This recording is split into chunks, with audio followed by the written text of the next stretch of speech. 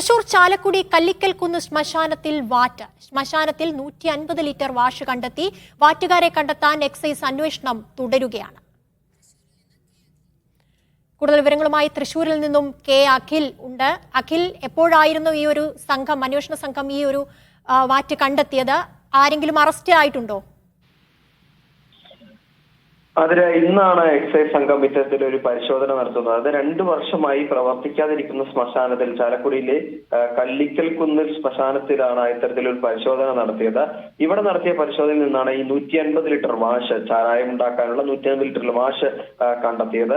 ഈ ചാരായം ഉണ്ടാക്കാൻ ഉപയോഗിക്കുന്ന ഉപകരണങ്ങളും ഇവിടെ നിന്നും കണ്ടെത്തിയിട്ടുണ്ട്.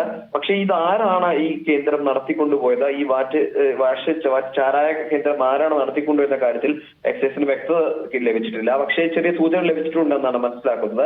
എന്തായാലും ഇതിന്റെ പിന്നിൽ പ്രവർത്തിച്ചിട്ടുള്ള അന്വേഷണമാണ് എക്സൈസ് ഉദ്യോഗസ്ഥർ ഇപ്പോൾ നടത്തുന്നത്. എന്തായാലും ഈ 150 ലിറ്റർ വാഷ് ഇവിടെ നിന്നും കണ്ടെത്തി. ഈ ഇത്തരത്തിൽ അനധികൃതമായി ശ്മശാനത്തിൽ ഉള്ളിൽ പ്രവർത്തിച്ചു വന്നിരുന്ന ആ കേന്ദ്രം കണ്ടെത്തുകയും അവിടെ ഉണ്ടായിരുന്ന വാഷ് നശിപ്പിക്കുകയും ചെയ്തിട്ടുണ്ട്. ഇതിന്റെ പിന്നിൽ പ്രവർത്തിച്ച കേന്ദ്രത്തിന്റെ ഉള്ളിൽ പ്രവർത്തിച്ചിട്ടുള്ള ആളുകൾക്കായിട്ടുള്ള അന്വേഷണമാണ് നിലവിൽ നടക്കുന്നത്.